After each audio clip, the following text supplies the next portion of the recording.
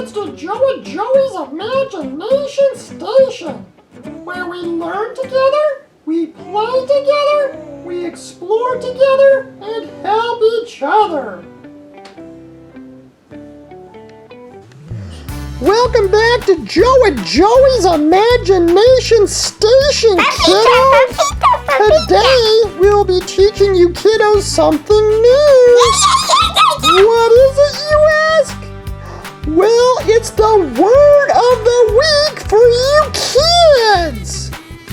What's your word of the week? I like words! The word of the week is lion! Yay! Lions are large cats that live in prides. They live in Africa and India. A male lion has a mane.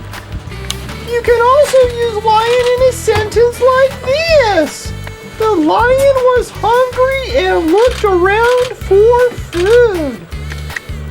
Alright, kiddos, tell your parents the word you just learned from Joe and Joey.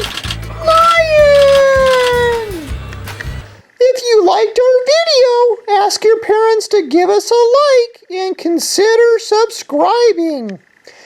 Thanks for watching, kiddos! Be sure to check back again next week for the new word of the week. Bye! Joe and Joey's Imagination Station!